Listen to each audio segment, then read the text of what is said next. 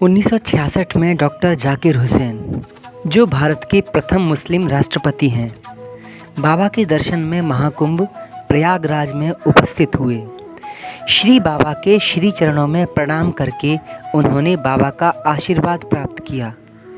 कुरान शरीफ से संबंधित उनकी कुछ जिज्ञासाएं थीं, जिनको उन्होंने फ़ारसी भाषा में बाबा से पूछा था। इसके उत्तर में बाबा ने उसी भाषा में कुरान शरीफ की आयतों से उनकी जिज्ञासा शांत की। श्री देवरा बाबा सरकार ने कुरान शरीफ के जो शब्द डॉक्टर जाकिर हुसैन से कहे, उससे वे बाबा के भाषा ज्ञान व त्रिकालज्ञ दृष्टि को देखकर हतप्रद रह गए। ज्ञान विज्ञान एवं भक्ति से युक्त साक्षात प्रेम के स्वरूप महायोगी श्री देवरा बाबा सरकार का दर्शन करके डॉक्टर जाकिर हुसैन मंत्रमुग्ध हो गए।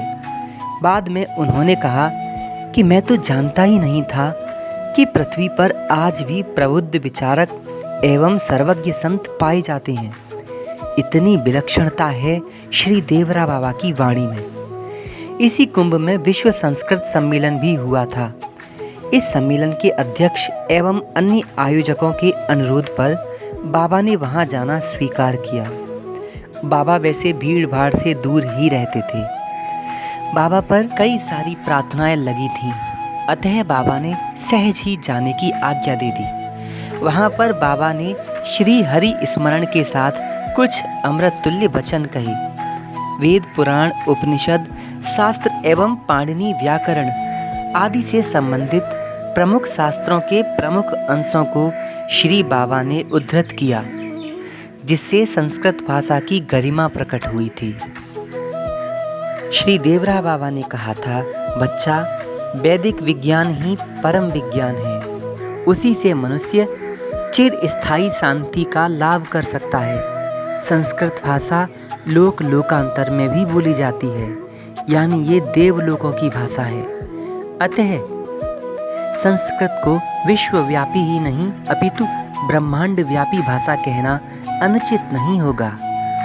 संस्कृत भाषा को अपनाने से परम तत्व के ज्ञान का मार्ग सुगम हो जाता है। इसी व्याख्यान में जब ब्रह्म तत्ववेता श्री देवरा बाबा ने सामवेद के एक अध्याय से कुछ कठिन मंत्रों की विशद व्याख्या की, तो वहां उपस्थित विद्वानों का समूह बाबा की इतनी अप्रतिम प्रकांड विद्वता को देखकर सहज ही ये समझ गए कि साक्षात भगवती देवी माँ सरस्वती बाबा के श्रीमुख में निवास करती हैं, क्योंकि ऐसे कठिन मंत्र रत्न बहुत लंबे समय के गहन चिंतन मनन के बाद ही मुख से निकाले जा सकते हैं। श्री बाबा कहा करते थे, ब्रह्मचर्य ही वह भूमि है जिसमें योग रूपी पौधा उग सकता है।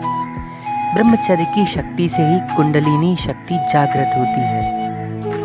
ब्रह्मचर्य की शक्ति से ही कुंडलिनी को सहस्त्र दल कमल में स्थापित किया जा सकता है, जिससे साधकों को ब्रह्म ज्योति का दर्शन होता है। अष्टांग योग से संबंधित अन्य वीडियो विस्तार से देखने के लिए आप आश्रम के ऑफिशियल चैनल देवराय में जाकर के प्लेलिस्ट में सर्च कर सकते हैं और वहां विस्तार से श्री महाराज जी के उपदेशों को सुनकर आप अपना ज्ञान बढ़ा सकते हैं। जब कुंडलिनी शक्ति को सहस्त्रदल कमल में स्थापित किया जाता है, उससे साधकों को ब्रह्म ज्योति का दर्शन होता है। श्री बाबा ने आगे कहा, ब्रह्मचर्येण तपसा देवो मृत्युम, अर्थात ब्रह्मचर्य रूपी तप की शक्ति से ही देवताओं ने मृत्यु को भी जीत लिया था, और ब्रह्मचर्य की शक्ति से ही पड़ी हुई विद्या कभी विस्मृत नहीं होती।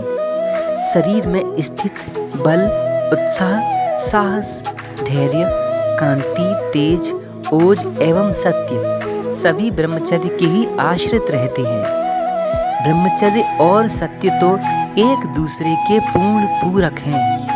इनमें से एक का भी ठीक से पालन करने से दूसरे का अपने आप पालन हो जाता है। अतः आप लोग सत्य का दृढ़ता से पालन करेंगे तो ब्रह्मचर्य का पालन स्वतः हो जाएगा। और ब्रह्मचर्य का पालन करेंगे तो सत्य अपने आप स्थापित हो जाएगा। साधकों को एवं विद्वानों को देह के अभिमान से ऊपर उठकर कार्य करना चाहिए, अर्थात ये मैंने किया है, ये मैं करूँगा, ये मैं चीज़ है, अपने अंदर किसी भी भक्त और साधक को नहीं लानी चाहिए। अल्प आध्यात्मिक उन्नति होते ही देह का बंधन तुच्छ प्रतीत होने लगता है। ये देह तो मिथ्या माया है, जगत का उत्पादन है, चैतन्य आत्मा ब्रह्म तत्व है। श्री देवरा बाबा सरकार ने रावण का उदाहरण देते हुए कहा, बच्चा वो उच्च कोटि का पंडित था और भगवान शिव का परम भक्त था, किंतु 3 दोषों के कारण वो नष्ट हो गया। पहला, परस्त्री की आसक्ति, दूसरा अभक्ष्य भक्षण और तीसरा था व्यर्थ देहाश्रित बल का अभिमान। उसे अपने बल का बड़ा घमंड था। इन्हीं 3 दोषों के कारण उसका सर्वनाश हुआ। इस संबंध में संत कबीरदास जी का कथन है, 1 लख पूत 1.25 लख नाती, ता रावण घर दिया न बाती। इसी विषय पर संत ब्रह्मानंद जी ने कहा है कि बड़े बड़े पृथ्वी के राजा प्रियवत सगर समान रे, मिले सबहीं धरती की माही, रहा न एक निशान रे। काल गति बलवान साधु, काल गति बलवान रे। अतः इस शरीर पर घमंड नहीं करना चाहिए। आत्मा ही सत्य है, शरीर नाशवान है, आत्मा अविनाशी है। बाबा के उपदेशों ने विद्वान एवं सामान्य श्रोतागणों को ऐसे मंत्रमुग्ध कर दिया था कि उनको पता ही न चला कि कितना समय व्यतीत हो गया। इतनी बड़ी सभा में तब मौन भंग हुआ जब बाबा ने अपनी अमृत तुल्य वाणी को श्रीमन नारायण कहकर विराम दिया।